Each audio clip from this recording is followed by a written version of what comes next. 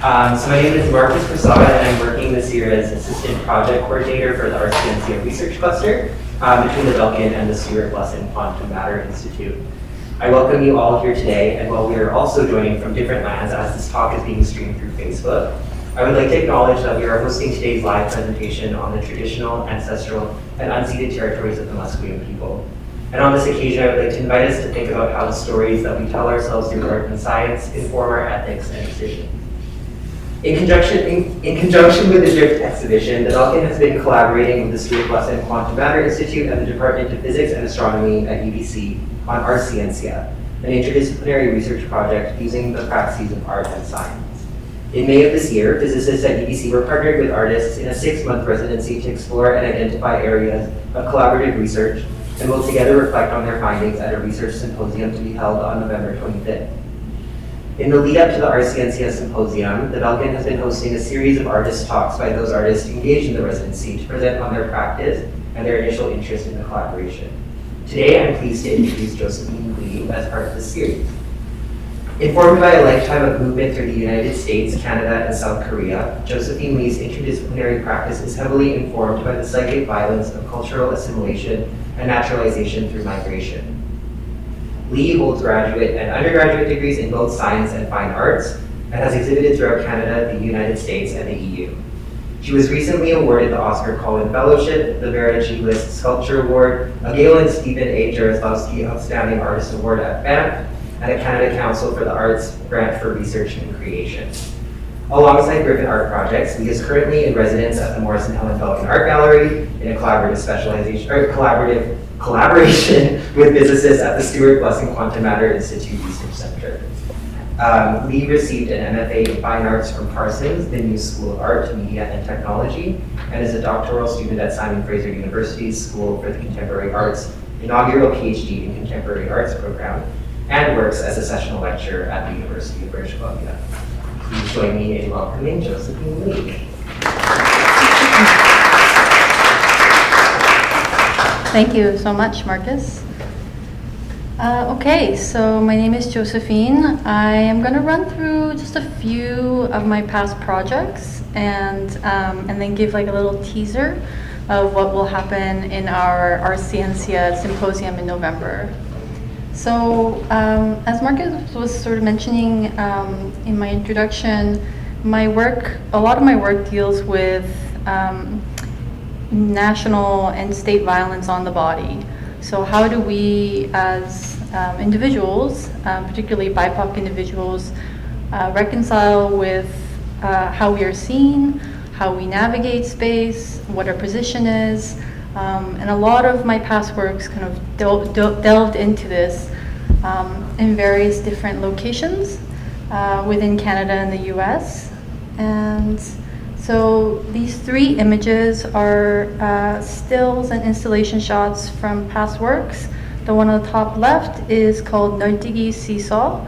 Norwegian is Korean for seesaw. And it was a performance that was done where I created this seesaw that I attempted to leap onto over and over again on the edge of a gallery wall. And it came about from a folkloric history of the seesaw, which was dubbed to have been invented sometime, I believe it was like the 18th or something century of Korea, where women who were looking for an acceptable form of recreation would put down bales of hay and then a large plank and jump on top of these seesaws. But what also happened with this was that as there was a lot of restrictions in terms of gender and who can go out of their house and leave, it created a way for women to look over the battlements of their courtyards and see the world outside. And so I tried this exercise in futility and worked my whole body around this apparatus to try to see if I can also leap and see over this wall. The one on the bottom is a video performance done at the Coney Island Amusement Park in the US, which was one of the first national amusement parks in the world. And it's just me recreating a non-existent home video of riding these amusement park rides all by myself over and over again in an empty amusement park, trying to come to terms with ideas of capital leisure, family, and tourism. And the one on the right is an installation of a work at the Kendall Line called Science for a Reasonable Protest. So I worked with sculpture, installation, video, performance, and new media. These are two sculpture works of mine from the past, and they were at the Seymour Art Gallery recently. The one on the bottom of the floor is a handmade borosilicate glass hopscotch called, what did I call it? A stone's throw from the old country. And the one on the wall is a performance piece called Wedding Duck. And so the Wedding Duck has a very sort of rich history in Korea where a pair of ducks, wooden ducks, are carved and bequeathed to a bride and groom on their wedding day. And the carving of it has a lot of associations with it. So usually it's a male carver. They carve only one pair in their entire lives. They are also, they have to have a certain number of virtues, as in they have to be married, they have to have many sons, they can't have relations that are divorced. See, there are a lot of things stacked against the actual creation of this object, and so I uncoupled it and then pounded it against the wall of the gallery until it stuck. And so with that, I sort of moved from what violences and experiences do I go through on a personal scale to how does that violence repeat itself through a larger national violence in history. And so during my graduate program at the New School in the States, I started researching the test site for the first nuclear bomb, Trinity. And what I discovered was that 2 miles from the detonation site of the first nuclear weapon, there was a ranch house called the McDonald Ranch House. And it was there that, and it was owned by an immigrant German family who were sort of pushed out by the US military in World War II so that they can test fighter bombers in that area. And then the ranch itself was given to the Manhattan Project. And so what's little known in history is that this sort of quite random domestic space became the space where the plutonium core for the first nuclear weapon was assembled in the master bedroom of this otherwise innocuous domestic space. And so I looked to this literal layering of national violence and state power in the home as a way to sort of extend into the histories of Western xenophobia that cropped up in the preceding decades, the issues of nuclear weapon stockpiling and nuclear waste contamination. And so I did that with using plasma and hand-blown glass, as well as ceramics and video. And plasma is really interesting because it has a kind of an open current in the way that it's constructed. And so you pump the glass full of a noble gas, and then you put a electrode on the end of it and charge it. And then you attach that to an electrical transformer. And then what that does is it creates this plasma inside that, while for all intents and purposes the gas is contained, the current is not. And so when you touch the glass, when you actually come near the glass, it will respond to your body as it tries to ground itself. And so this idea of containment, this idea of contamination was something that I was super interested in. And then this is a video of that. The other really great interesting association with glass at the time was that when the bomb was detonated, it lifted the sand from the desert floor and melted it into a radioactive glass called Trinite, which is still, you can still see there today. And so there's lots of association with that, as well as the photographic lenses that were constructed at the time to document these tests, as well as the way that plastic explosives were designed around the plutonium core, which were similar in the photographic lens design that was happening at the time.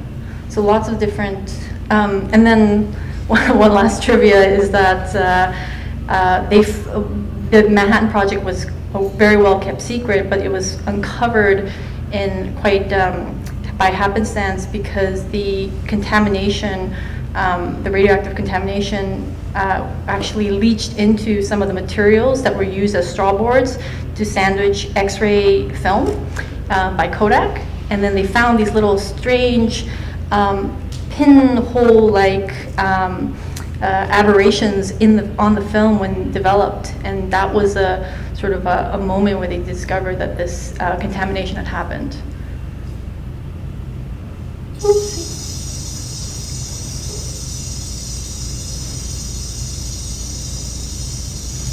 So the video you see are declassified straw houses that the U.S. would place to test atmospheric nuclear tests.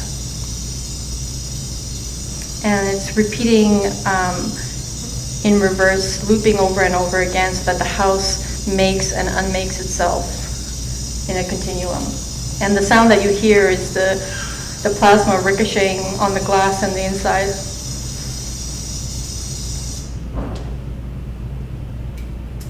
Okay, so with that project, I'm working on a number of different things right now, and one of them is with biomaterials. But I want to just start by saying that it started by me looking into what are called ballistic plates in the industry. They're termed actually trauma plates, and I found that terminology deeply disturbing and ironic, that these plates themselves would call themselves trauma while inflicting trauma upon others, especially BIPOC individuals. And so I started to try to recreate body armature for us to reclaim and then use to, instead of repeat or reinstill violence, to demonstrate resilience and demonstrate gestures of care. And so right now I'm in the process of trying to construct body armature for BIPOC individuals that sort of shifts and transforms that aggression into something that actually demands care and time. And so these are just images, source images of what those ballistic plates look like. And at first I thought ceramic was the way to go, because ceramic actually is used in the industry for a lot of these plates, as well as different polymers and metals. But I found that it still kind of struck very close to the source material, which wasn't doing what I wanted it to do, which was doing something different than an armor would. And so I started looking into and creating biomaterials. And do-it-yourself biomaterials are kind of a huge kind of trend right now with a lot of designers and artists and fabricators, because they're trying to find a way to create biodegradable material. The problem with a lot of them, though, is that it requires an industrial heat source to recycle. And so at-home, ad hoc materials actually function in maybe in a less archival way, where you can't conserve or manage a material for decades on end. But on the reverse, you can take that material and then simply just put it in your compost, and you can actually have a cyclical recycling process, an actual recycling process. And so I started playing with this bioplastic that I'm creating, shaping, sewing, welding together to create these armatures. And these are just tests of what they would feel and how they would move on my own body. And all of these are fully compostable. They just require a stovetop and a pot and very few basic local ingredients. And so that's sort of what I started testing with my students at Emily Carr over the summer when I had an opportunity to do a special topics class there. And it's kind of leading into what I'm doing next, which is, so with this exploration into biomaterials, I started to look into ballistic gel. And ballistic gel is sort of characteristically in these like large cube or rectangular blocks, and they're used to test the strength of the bullet. So you fire the bullet in there, goes in, you can see like the force and the all the things that happen in that firearm.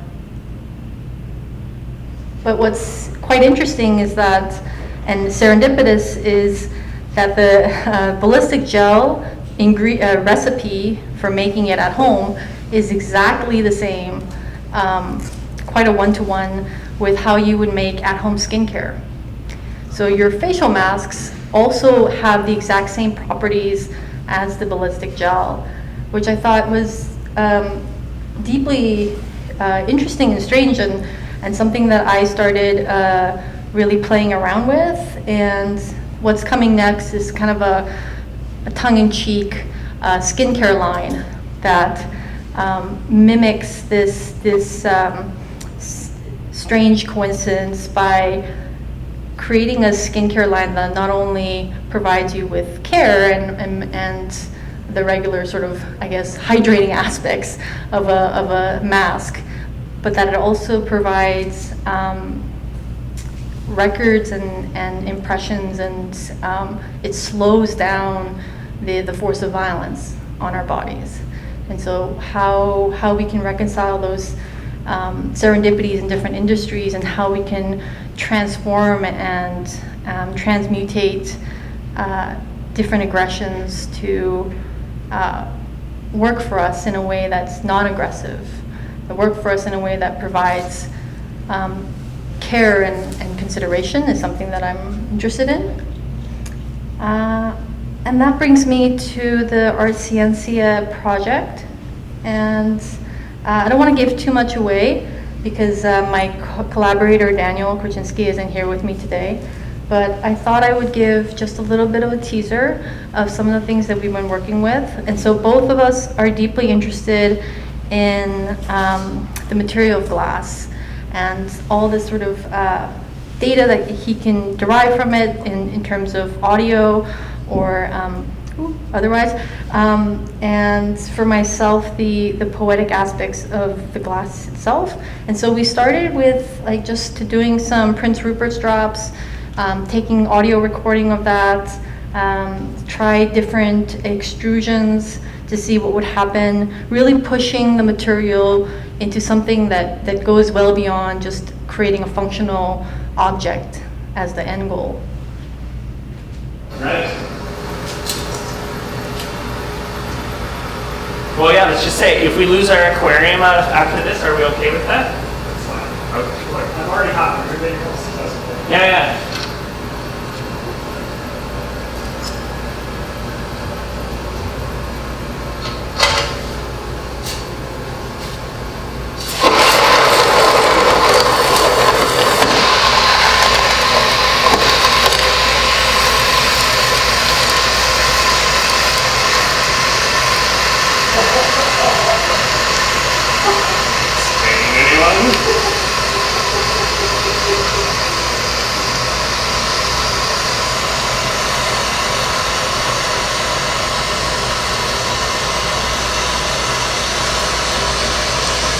that was the Prince Ruperts drop. That was a very big Prince Ruperts drop. And then the next one we do is we try to extrude it through this mold. So we pour molten glass in, and then we try to press it down to see it come out. It was a bit of a failure because it's too much like thick honey, and so it doesn't really pull out in the same way as you would imagine, like, you know, Play-Doh and a mold. And then immediately following that, he threw it into a pot of water because he wanted to make sure that the glass would detach from that mold. Otherwise, it's not a fun process to clean for the glass blower. And so with these experiments, we started sort of trying to fine tune, well, what is it that we're looking for? What is it that what can we narrow these sessions down into? Because there's a finite amount of time we have with this master glass blower. And I think the thing that really interested me was when Benjamin the glass blower was mentioning the history of optics and how his particular soft glass contains a lot of metal in it. And he was saying, and I'm quite paraphrasing, the optical industry kind of had a surge and it actually was formulated by the addition of metals in the soft glass that allowed it to be ground down and made into glasses in a much easier way. And so I thought that was the idea of glass as this transparent, almost invisible material that provides clarity, provides vision, was something that I wanted to play around with, because I think that there is rather than providing or making something visible, I was more interested in how do we make something invisible? How do we hide? How do we refuse surveillance? How do we refuse to be seen? And what does that allow us to be able to do? To not be registered, to not be recognized, to not be surveilled. And so rather than creating optical lenses that clarify or magnify, our task right now as a group is to find a way to create lenses that actually create an absence in vision. And so how do we cut the glass or mold it or shape it in a way where rather than showing the person right on the other side of that glass, it would quite literally just swallow them up, and it would create a didaction of that registration of that subject. And by doing so, it would create security in a different kind of way. And so right now we're trying different modes of manipulating the glass and working it to create lenses that in a sense don't work as they should. So this is another, it doesn't have any audio, but this is another optical lens that we were working on. And what Benjamin is doing is he's just pulling some of that glass from the surface, because it creates a bit of a mound, almost like a nipple. And so he wants to smooth that out to create a much more clean, even surface.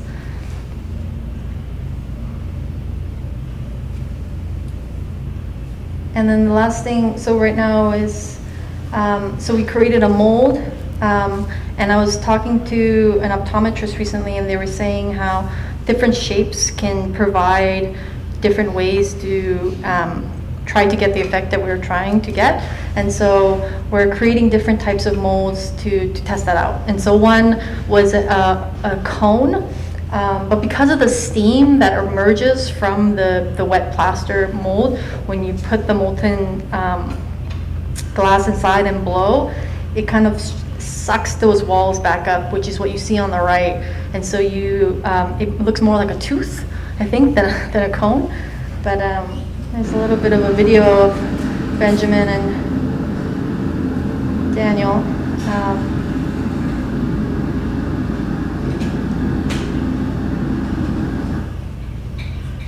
Oh, that's really short. Okay, so that's all I've got for now. But yeah, thank you so much for listening.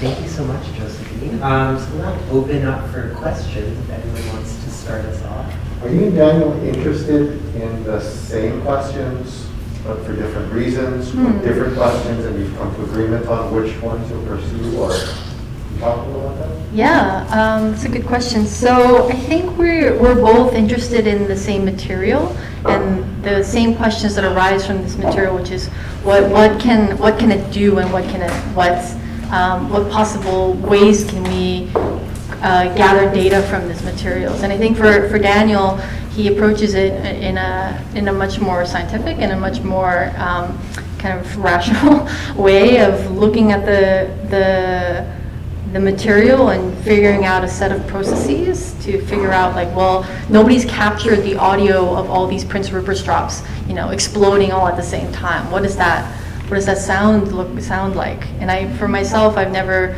even considered the acoustics of the glass, because you just get so caught up in the visual and the surface aspects of the material. And so I think, to answer your question, I think we're both sort of heading in the same direction when it comes to either these tests or these optics, but but almost like in different perspectives. So for him, I think a lot of it is capturing audio and some high-speed resolution of the Prince Ruperts drop perhaps exploding. And for myself, it's what are the symbolic aspects of the glass that I can highlight through this material. Yes. Yeah, can you talk more about the biomaterials, sort of generally what they're made out of, like, whether that's collagen or algae or something? I mean, are you making them from the ground up, sort of out of constituents, or sort of breaking things down and filtering and refining? For the biomaterials. So I'm using primarily glycerin and agar powder and some algae derivatives like carrageenine, iota, and kappa, and some kelp powder. And then gelatin powder is also something that I sometimes use. And then the rest of it is just things that I find locally, like nettle leaves or coffee grounds or eggshells, all of these, like, or sand, starch, tapioca starch is another one. So I try to get ingredients that are maybe not, I'm not creating like glycerin from scratch, or gelatin from scratch, but that they're very readily accessible, almost like grocery materials, because I wanted something that was actually possible for people to do in the comfort of their home. Yeah. I kind of have a question that maybe more so an observation, but I will ask nonetheless. I am really intrigued by your previous work of like the idea of the nuclear kind of intervention into the home and domestic space. And I'm thinking about how, like, the iconography of the house has become so salient as like an icon of, I guess, normativity and the nuclear family. So there's almost like nuclear in two senses happening. And I'm thinking about how, like, the violent explosion of this house, and then you like the more recent work of like the face mask, like it's revealed to have had like, or to have elements of like ballistic material into it. There's like this sensation of unfamiliarity with something that we're so familiar with in your work, like the nuclear element into the house, but also the ballistic material into the face mask. And it produces almost this like uncanny sensation. I'm wondering if like uncanniness as like an effective mechanism is something that you're thinking about in your practice. Yeah, I mean, for sure. I think the things that I look for are those strange overlaps that seem to happen in either history or either industry, or there are these serendipitous connections that I just never sort of anticipate or even kind of try to manipulate in any way. It's just by virtue of all of these sort of things that happen in our world, I feel as though there are things that sort of overlap and parallel, and if you can just find those connections, they already exist. And then they highlight the thing that is familiar and render it unfamiliar.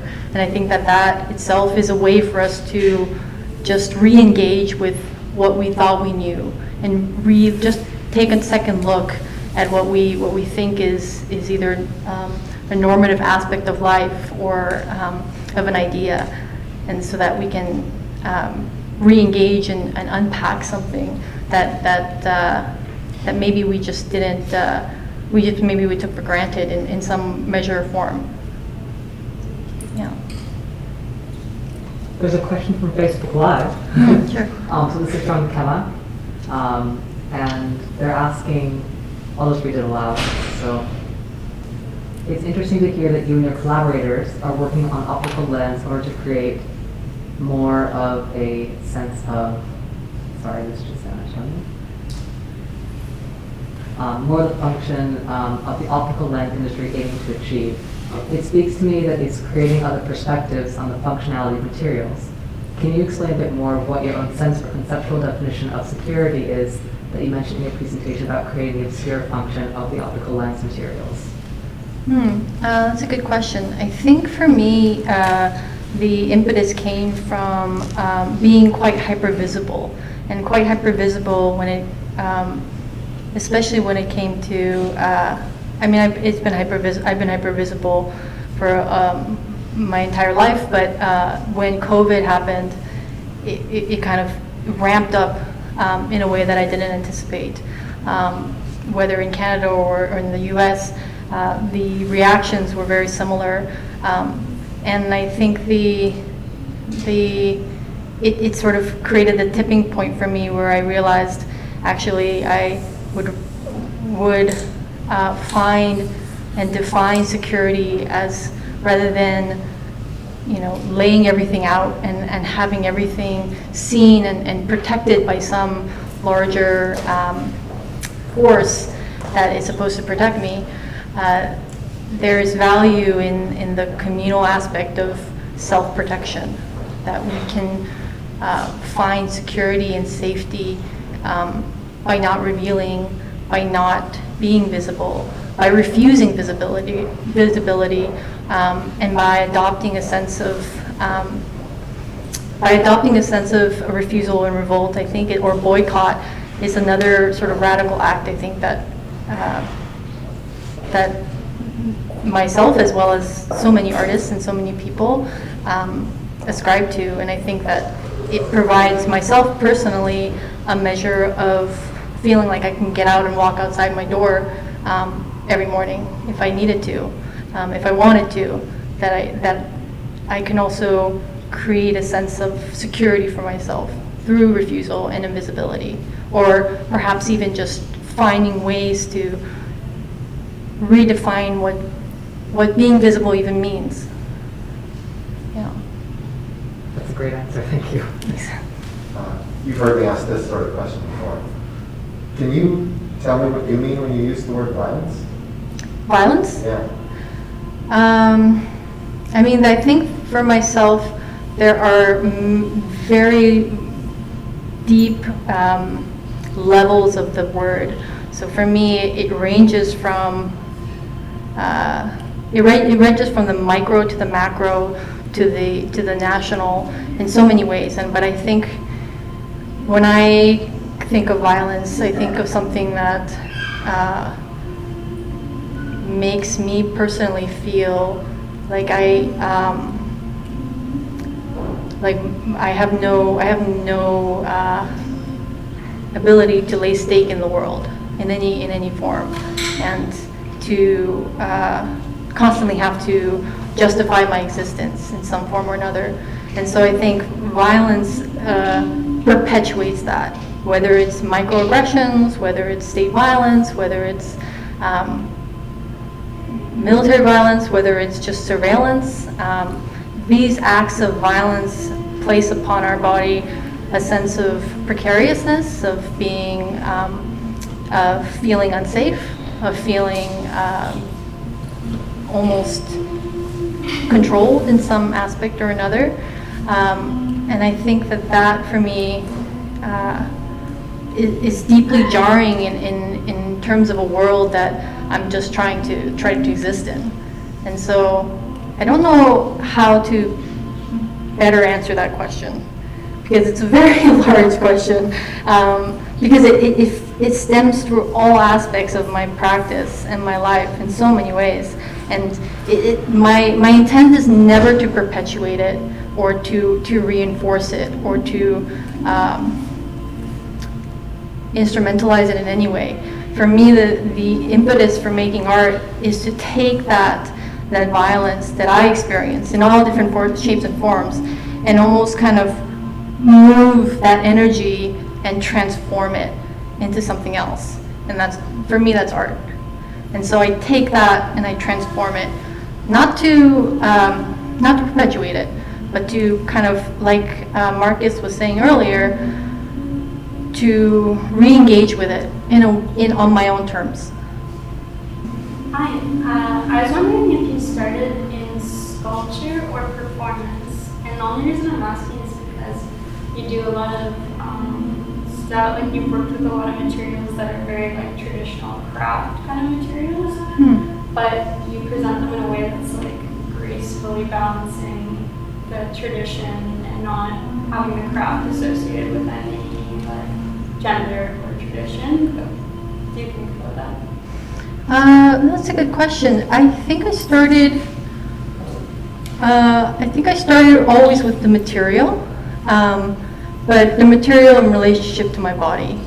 So I think it was a bit of both, where it's performative in the aspect that I engage with that constant, like what is it doing, how am I countering it, and I do that with sculpture or installation, as I always kind of walk around it and like feel how it feels in relationship to me. So there is a performative aspect to that, but I think it always kind of starts with an element of something on the outside of me. Not a question, just an anecdote that I've been strongly reminded of, for a personal anecdote. It's looking at the references to Trinity and the nuclear site and body armor. Just this vaguely horrible moment when I was doing basic training. We were doing nuclear, biological, and chemical warfare training.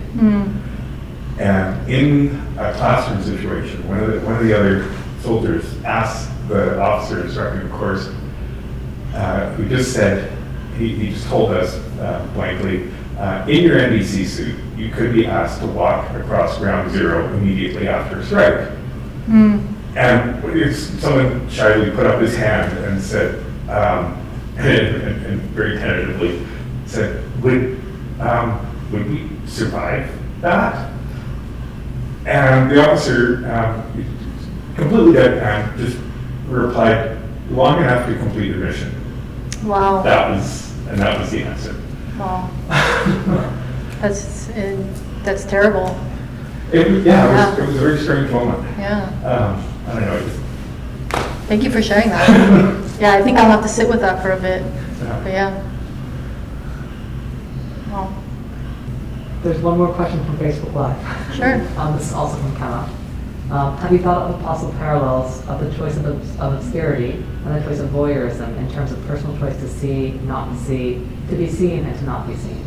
Yeah, I mean, I think that's one of the interesting parts is that it's starting now as this very almost very surface sort of simple idea of creating a material that sort of didacts or obfuscates. But the interesting part is that it will eventually start to have to address questions of voyeurism and questions of obscurity and questions of the complex nuances of, it's not just you don't see it all or you see everything. There are degrees in seeing, there are perspectives of seeing, there are privileges of seeing, and so I think absolutely 100% that's kind of where it's going. Yeah, but this is again like we're just starting this project, so one small glass step at a time. I just have like one quick last question. Sure. In terms of the like hopscotch Yeah. piece that you showed, were there any similarities in the production of that piece to the glass blowing here? No, those are very different. That's a great question. It's a very different process. So glass blowing uses, as you can see in the studio, molten glass in a crucible, and then they gather it almost like you would gather honey on a wooden honey gatherer. What is it called? And then you shape it and you put it back in the glory hole, that's what it's called, and then you heat it up and then you reshape it.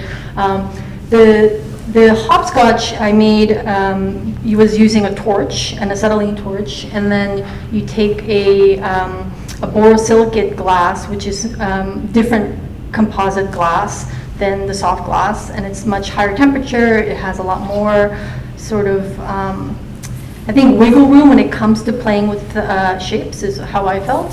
And then you just shape the rod, or blow the rod or shape the rod into a form, and then you place it into the kiln. So it doesn't require all of those like bells and whistles of the glass blowing studio. So it makes it a lot more affordable, but also it's an entirely different process. Yeah. Thank you for asking that. Okay. Thank you so much, Josephine. Thank you so much. Thank you.